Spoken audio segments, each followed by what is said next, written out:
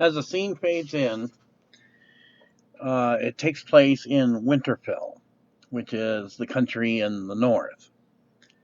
And there is a volunteer from House Baratheon assigned by Lord Gendry Baratheon, who had his bastardy removed since the time Queen Daenerys had assisted in the Great White Walker War.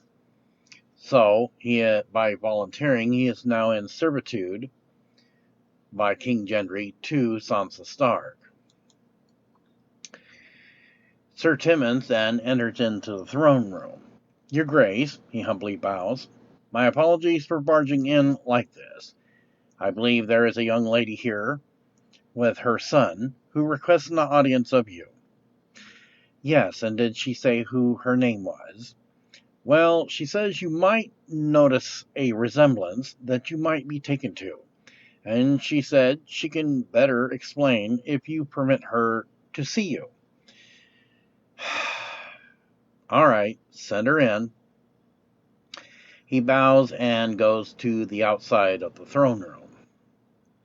Shortly, Jane Westerling enters with Robb Stark's son. Greetings, Your Grace. She does a curtsy then. I am Lady Jane Westerling, of House Westerling. This may come as a surprise to you, and I would just want to say that we're not here to do anything like usurping you, but I thought it might be good for my son to know who you are. And who is your son? This is Robb Stark II. Queen Sansa looks at the boy briefly, then back at Jane. Certainly you know I don't appreciate such jokes about my brother who is the King of the North. Neither do I like telling any jokes. I know about, at one point in time, he had taken another Talisa, and she was with child. Of course, Robb didn't allow me to go with him. Not that Robb knew anything was going to happen to me, any more than he would known that something would happen to Talisa at this thing they called the Red Wedding, hosted by House Frey. In any case, she would have been my sister by marriage, and I would have accepted her. After all, why should a Targaryen man have all the fun in having more than one wife? Well, she starts almost wanting to chuckle, shifting her weight on the throne. First off, Robb Stark was not Targaryen, and I was not aware of any such marriage between you and my brother Robb. And certainly, Robb and my mother, Catelyn Stark, would have had something to say about it. Well, in any case, Robb was injured in one of the battles with the Lannisters, so I took care of him. Needless to say, one thing led to another, and I became his betrothed, but in secret. Yet he had to return back to duties, so at some point in time, either before or after Robb was betrayed, with Talisa, who was with child, by House Frey, that I conceived and gave birth to a son. My mother, prior to my son's birth, being treacherous as she was, tried to get me to drink this tea potion, moon tea, to ensure I was not pregnant by Robb Stark. However, I was reluctant in swallowing, and very little at that. When my mother was not looking, I always spat out the rest of it in a large vase with a plant. I'm sure you remember the name Kingslayer, don't you? Yes, how can I forget?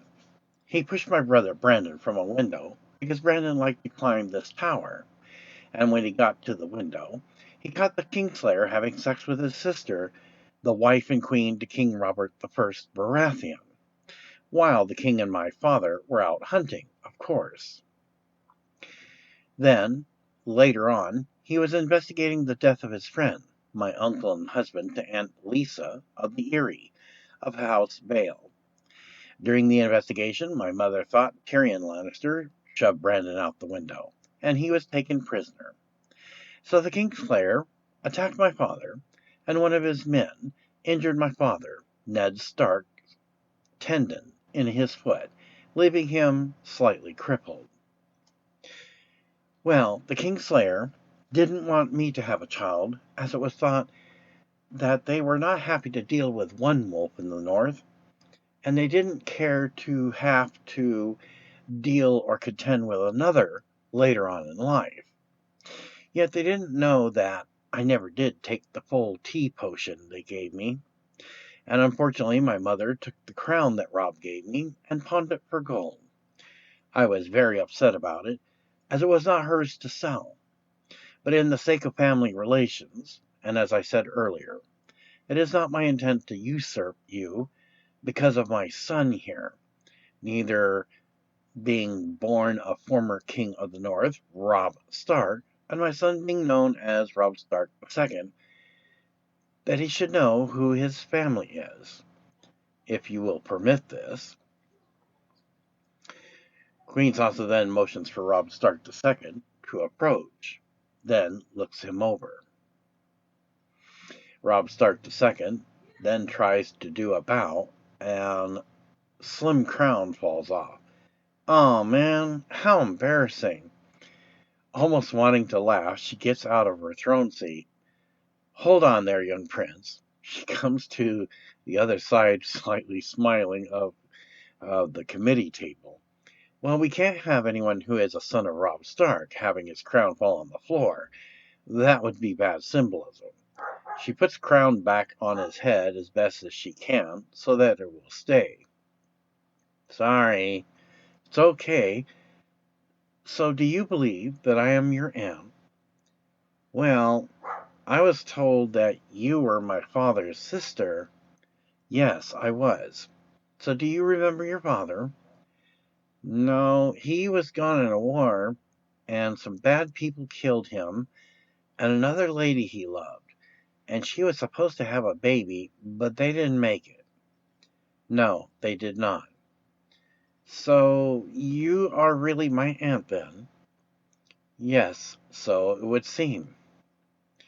Well, I hope you won't be mad at my mother, but I don't want your throne. You don't? No, she just said it might be good if I knew who you were. Do I have any others? Well, you do have some others. Brandon currently is an appointed elected king to King's Landing and is known as the Three-Eyed Raven. He's a bird?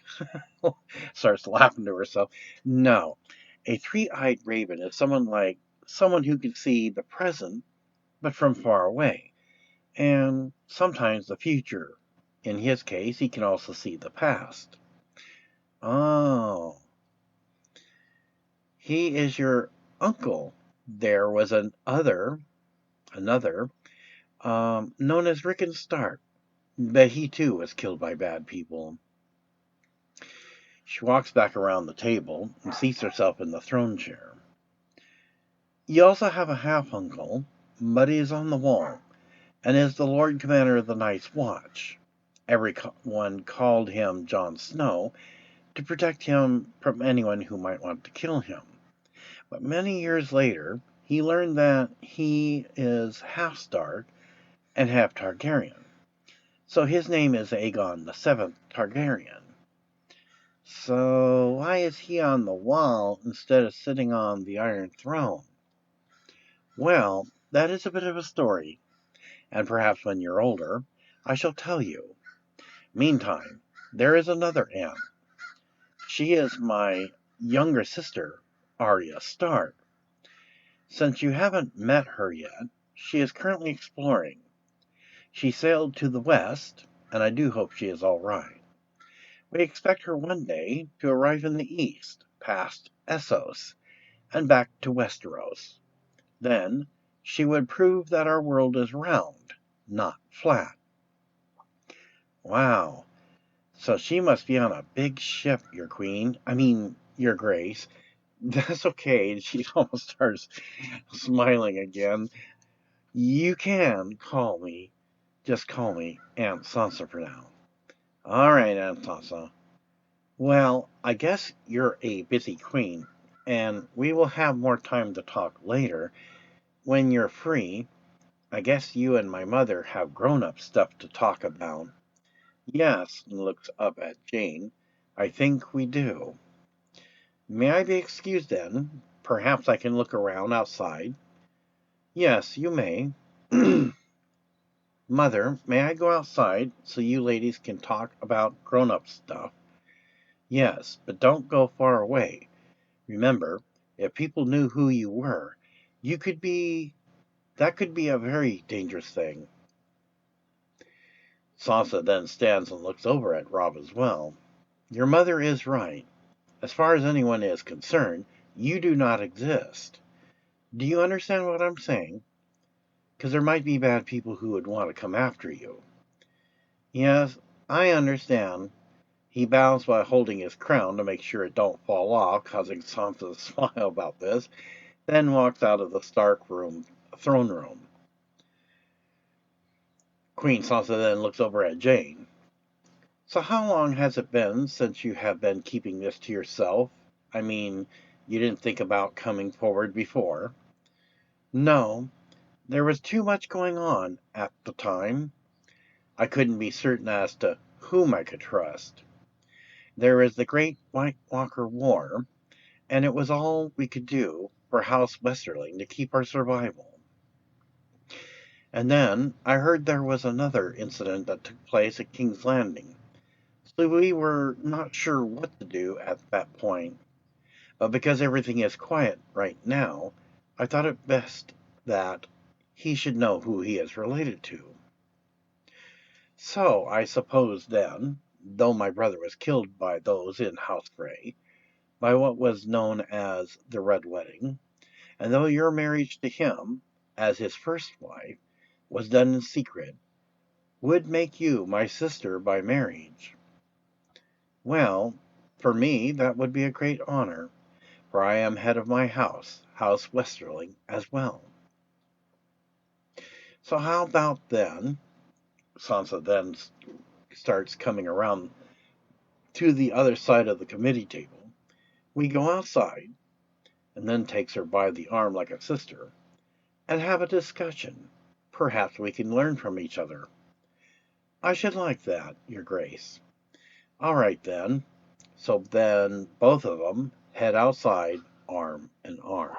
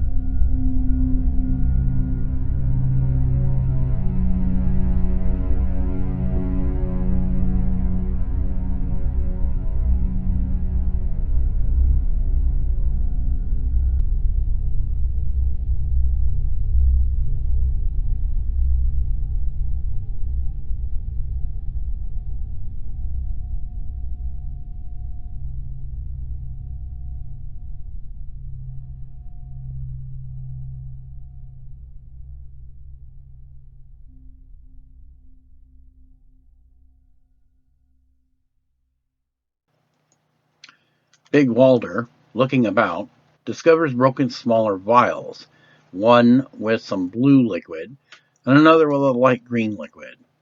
Oh man, you guys are making a mess already. I said to look for stuff, not break stuff. These potions could have been valuable. Looks over at Martin Rivers. You want to do me a favor? Look at this mess. Martin Rivers then walks over and sees the broken vials, with blue and green liquids spilled out. Well, no one said they were perfect. Well, Martin, you need to go and check on them. I don't want them breaking stuff.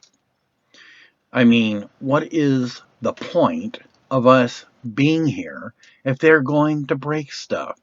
These potions here could have been valuable, and we would have never known it. You're right. I will go and check on them. So he then exits into another passageway that goes to a lower level. Stumbling in the dark, he accidentally kicks in one side of lower altar. Stones break and falls to the floor. Grabs a torch and then takes a closer look. What is this? Big Walter then grabs something silver and studies it. Ow! Oh, damn! This has a sharp point on it. Guess I'll just have to put this in my bag. Damn, that hurt. So he puts the silver tubing in his bag. Pure silver. I should get a fortune for this. Unbeknownst to Rygar, who's already in a third lower level, he's rummaging around looking at silver pewtered pots and trays that usually go with whoever's buried in a crypt for some reason. Probably since the Ancient Valerian Doom, it was considered something significant. What he doesn't realize, two glowing red eyes peer out after a top is slid. Sounds kind of heavy, but he pays no mind to the sound of something like a stone sliding, and the peering red eyes just looks at him, and then, in a stealthy-like way, creeps up behind him. What he doesn't realize is that the liquid had trickled down through crevices from the upper level, down through to this Dark Lord's crypt, and somehow has revived him, but it is the wrong mixture. So as he's continuing making noise, rummaging around, suddenly he hears heavy breathing behind him.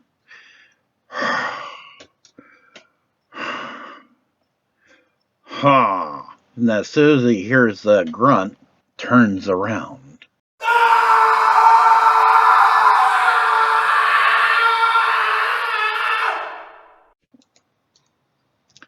What?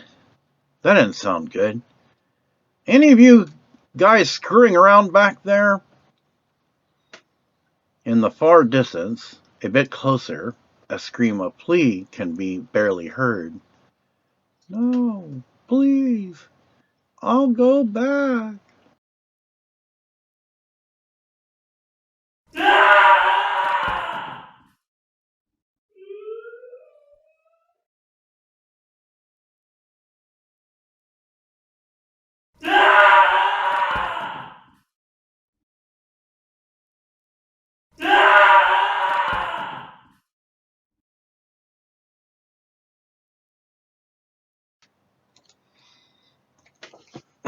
Martin Rivers then runs through the entry from the hall to the lower passage levels. We need to get out of here right now. What's going on? Apparently, something got woke up. Looks at broken potion vials again. Blue, green. None walks forward to where the line of colors mix and disappear in a crevice of the stone wall. And now it is yellow. We don't have time for that. I'm telling you, we can't hang out here any longer. Two of us, I think, were just killed. Well, shouldn't we at least go and check on them? No, there is no time. Believe me, whatever is awake, it is bigger than us, and it is very fast. and it seems to be very pissed off. Ronald Rivers is trying to fend this thing off. From just down below in the lower chamber below them, in the hall passage, Ronald is then choking, gagging, and then all is quiet. Ronald Rivers is putting up a fight better than the last two companions, but is suddenly knocked away like as if he's nothing against a crip with blood over his face. You're a real son of a bitch. Yes, it's like a bitch. You should have not woke me up. I've already killed 2 of your rats. Now, stand still. Let me make your suffering quick and long, and then I shall eat your flesh. I am tired of this, and I know one got away, but I'll catch him and his friend too. So before he can get a chance to defend himself again with his sword, suddenly the long sword gets cut through his armor like butter, and then he hollers out in agony.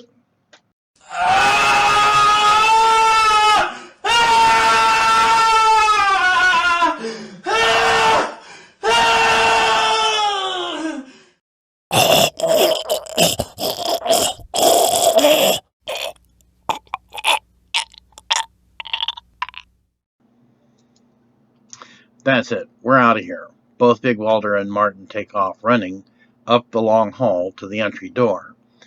They start hearing loud, thunderous footsteps behind them.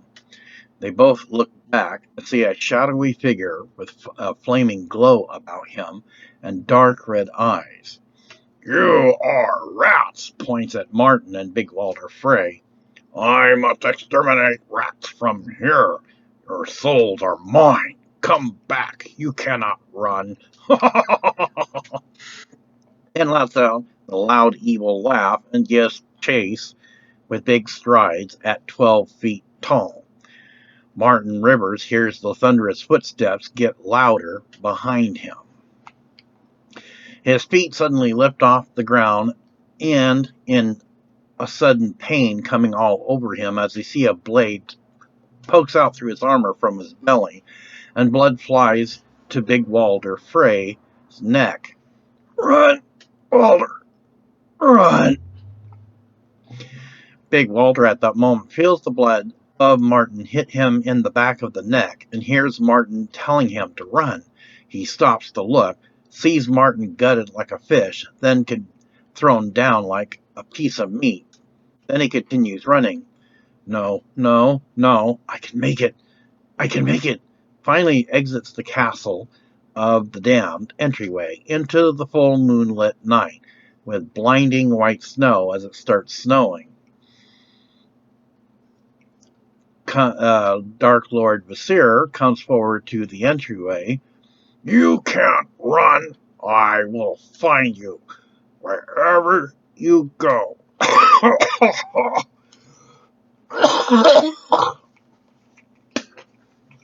That's right. Choke it up. In this life more than next, and in the 7 hells, I will have you. And he tries to leave, but the snow or something other force doesn't let him leave.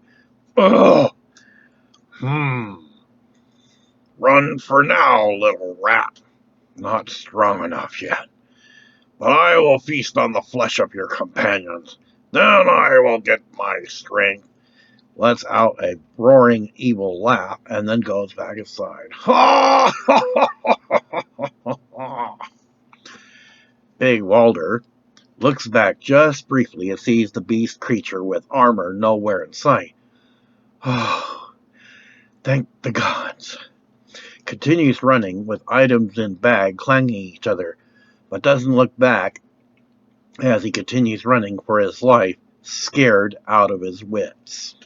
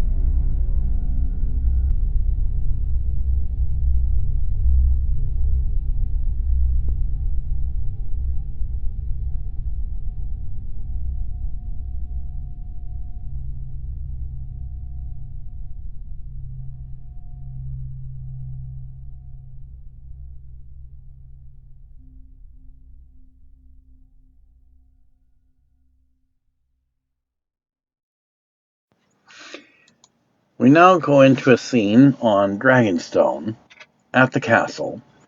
Queen Daenerys is ready to have the strips of cloth removed and be checked to see if the healing potion restored her to her natural beauty before Jon Snow, also known as Aegon Targaryen, betrayed her by stabbing her in the chest. High Priest Lord Damian enters into the chambers of Queen Daenerys Targaryen. So, how are we faring today? It's been 3 days, you know. Well, it would be better if I wasn't bound up like some kind of mummy. Then the good news for you is, those are coming off. Alysanne, would you take care to remove these strips of cloth from Daenerys? I will give you privacy as you do this, and help her get dressed. Very well. Damian then steps outside of Daenerys' chambers. Daenerys, I'm going to unwrap you now. Once unwrapped, it would seem the only outfit you have here is the outfit you wore before you were betrayed and your life taken. So, shall I go ahead and continue? Yes, you may proceed. Okay, now all we have left to do is to unwrap your face. So after her face is completely unwrapped, she gives instructions to Priest Lord Darkshadow to let Damian know to come in shortly. And now we can get you dressed, Your Grace.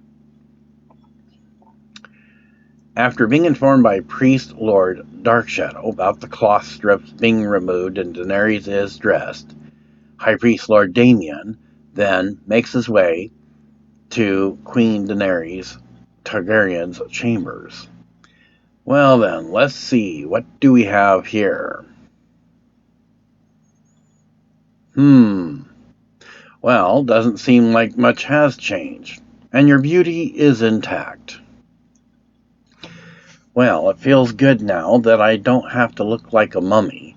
So, now what do we do? Well, I guess at this point in time, you have some visitors that have been appointed to you. They will be your servants.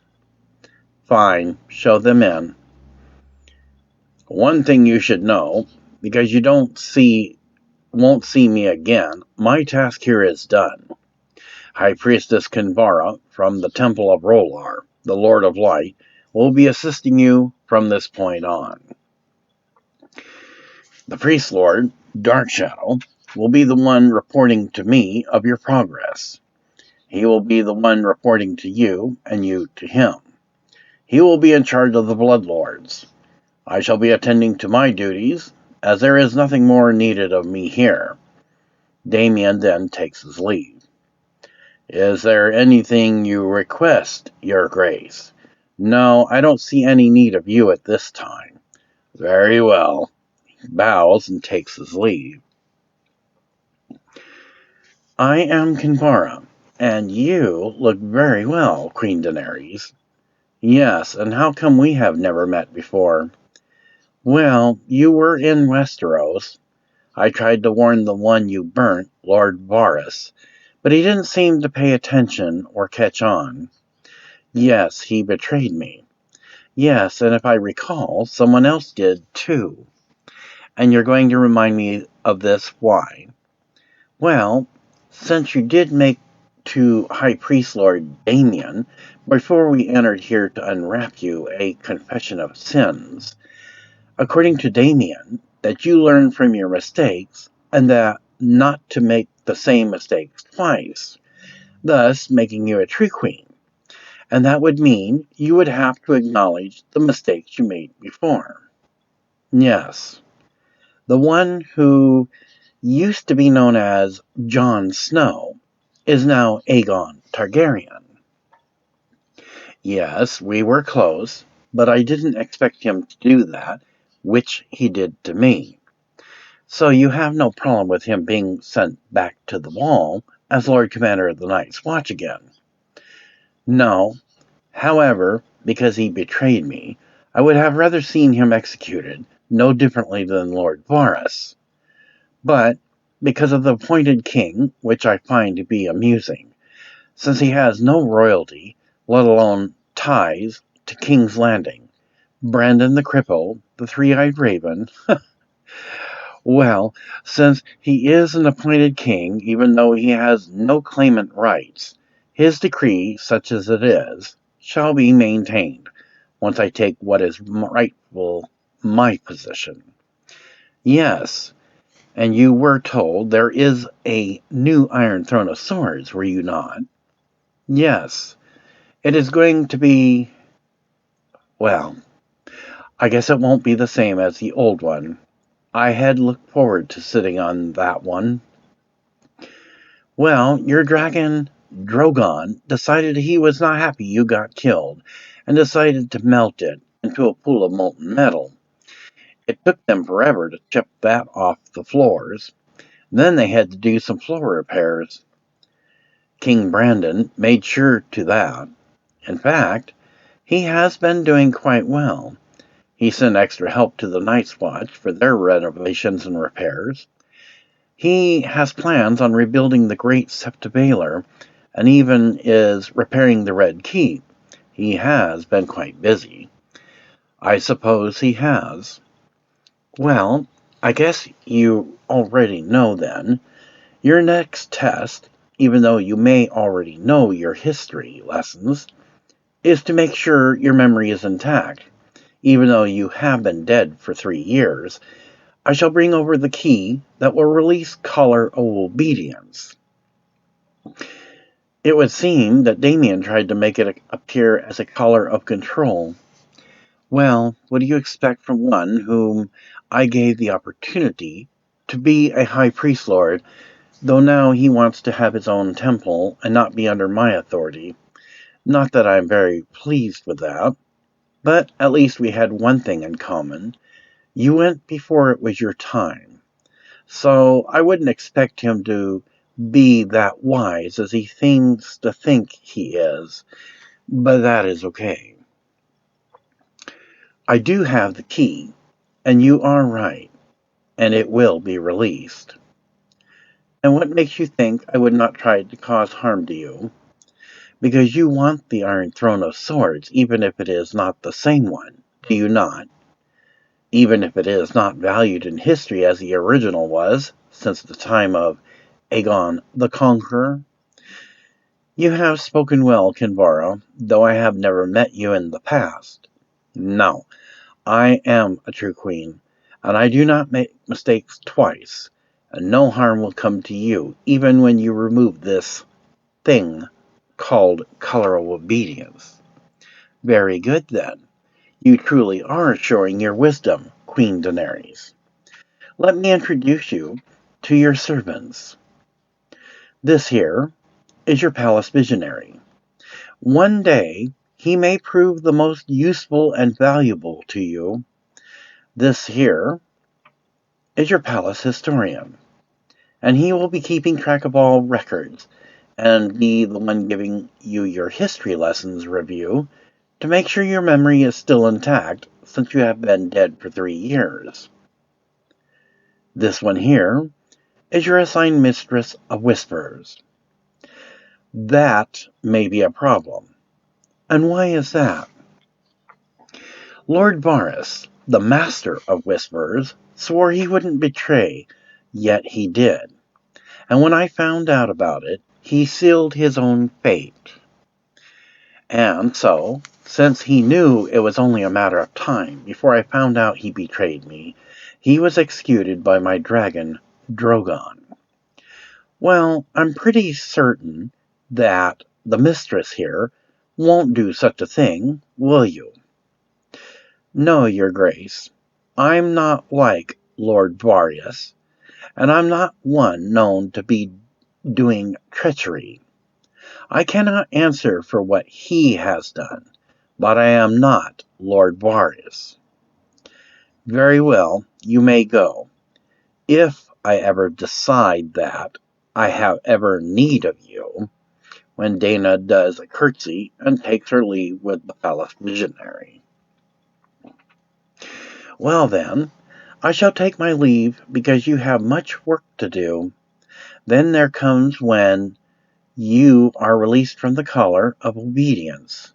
After your swordsmanship skills training, the baptism of reconciliation, and the hidden holy temple of the Valarans and Targaryens, followed by the drinking of holy blue waters of reclamation, to file your claim which is rightfully yours. Yes, I am looking forward to this. So Kinvara then takes her leave.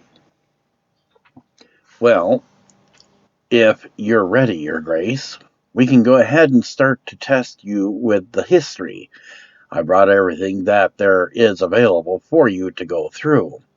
And if your memories are intact, since you have been gone, or shall we call it the abyss, for 3 years, which sounds a bit better than referring to you as being dead, you should get through this quite well. Yes, I am ready. So Daenerys then begins her memory test of all the history of House Targaryen. Then it goes into the next scene. In this next scene, this takes place at the wall of Eastwatch by the Sea, as the castle is nearly completed, and the wall with the most damage will soon follow with full repairs.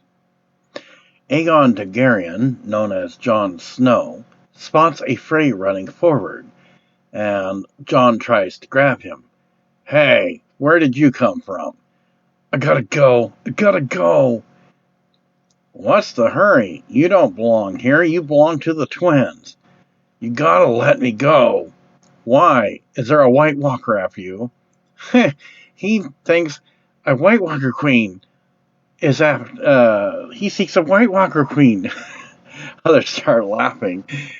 No, White Walker, much worse, slaps punch to Jon in the cheek and breaks free, losing ancient Valyrian scroll, and starts running, not looking back. Did you see that? That was like unusual. Yeah, it was like he was scared out of his wits or something. Aegon Targaryen, or Jon Snow, looks down at a shiny silver scroll tube after he stands up brushing the snow off the seat of his pants. What the hell is this? He starts to bend down to pick it up till a voice stopped him. I wouldn't touch that if I were you. Startled, Jon stands up suddenly and, who the hell are you? My name is difficult, but you can just call me Cag. The scroll you see there, dropped by the man I saw running by. It would be a certain time till it would be your death. For that is a very ancient scroll tube, from what I can see. I have a way of grabbing it, so it won't harm me. And he pulls out a special tool, like grabber, and holds it up to examine.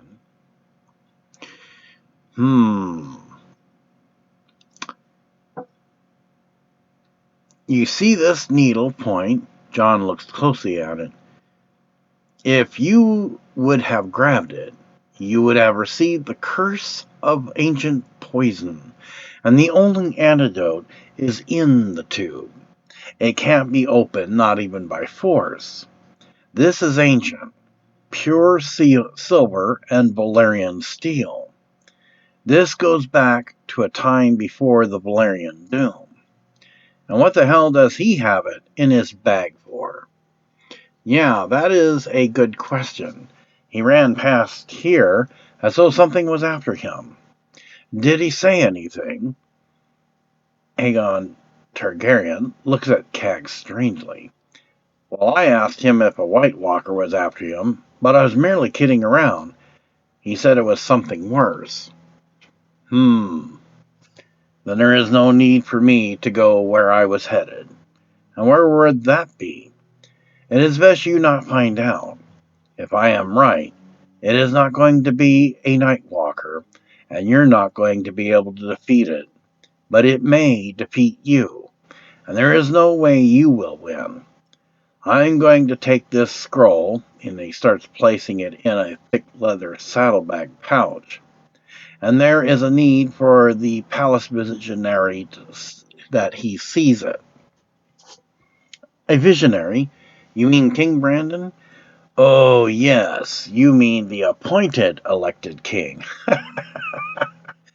No, we have someone who has the gift of foresight, not hindsight, and that of which is the vision of the present. He will know what to do with this, and to make sure no one else gets injured by it. It will take a special emblem to open this, but I am under orders not to say anything. But it can be opened. Hopefully, we will be able to get to the twins in time. Otherwise, he looks at the writing on the outside of the scroll while it's in the bag. Yes, that is what I thought. That man who ran past you has about days to live, possibly 250 days. After that, most of his body parts will be as black as your clothes, and he will die. So what the heck is it doing way out here? Yeah, I was beginning to wonder about that myself. I thought most things since the Valerian Doom were lost. Not everything is as what you see. Some things managed to get out of old Valeria during the Valerian Doom. Not everything, but some things. And those things can be just as deadly and dangerous as those things who walk in old Valeria, known as the Stone People. Yeah, if they touch you, you become infected and eventually become like them. A history of House Targaryen refers to a king's daughter who died a horrible death from such infection. Exactly. Not much is known about that advanced civilization. Yet at the time of the Valerian Doom, it long since disappeared. There is only one survivor. Any such advanced civilization has long since disappeared compared to the civilization we live in now. The survivor was a princess sent out by the Fire King and Ice Queen of old Valeria before or at the time of the Valerian Doom. She was about 12 feet tall and voluptuous. Legend says she was the tallest to take on for a husband an average-sized man like you and I. She had about 11 children with him, whomever he was. And when her spirit flame of about 350 years, which was shortened by the poisonous gas that erupted since the Valerian Doom, shortened by 50 years, she had then about 4 husbands and 44 children, and nothing ever showed as a blemish from that many children. In respect to her, by old Valerian traditions and customs, she was put in an old crypt, marked with a pure emerald obelisk. The door was watertight, and now the water levels have risen. You would have to know what you're looking for with all the overgrowth in present time, and the water level would be over the crypt. But with the obelisk remaining at the height of being as tall as half a man, the crypt, like many others, was at the outskirts of the old Valerian city. Had this last surviving princess not been caught with a mild smelling of the gas, she might have lived to be about 400 years of age and would have had her 5th marriage with about 10 more children, if she chose to do so. Nowadays, if a Targaryen of Valarin lived a long good life without any wars, they can live up to about 250 years of age, but never like before the Valerian Doom. I don't know if I would want to be that old. Yeah, me neither. Somebody would have to pack me around. And who would want to pack you around? It's bad enough we have to do our chores. We wouldn't want to pack you around, too. Oh, whatever. All right, that's enough. So, you certain there is no dangers coming our way? That I cannot be for certain. But what I can tell you is that you should heed my warning. Do not go looking for whatever that man was running from. You will not defeat it, and it will kill you. If what I suspect he said was worse than a White Walker is based on whatever was left behind by certain explorers. And what did they leave behind? Oh, nothing. Remember, stay away if you wish to live. Otherwise, you may find yourself outnumbered and overpowered. Then he turns and leaves before others can ask any more questions. What the heck was that all about? Don't know. You know anything about this, John? No. Besides, the White Walker War is over. So what could be worse than a White Walker? I don't know. Do you think, since we are not under his authority, we should go check it out? Well, if we do, we will need more than you two guys. And since we are almost done with the repairs to the wall, we might be able to go do some ranging beyond the wall. So let's say, about a fortnight, we should go and find out what is really going on. Sounds good to me. So everyone gets back to work, and thus the scene ends.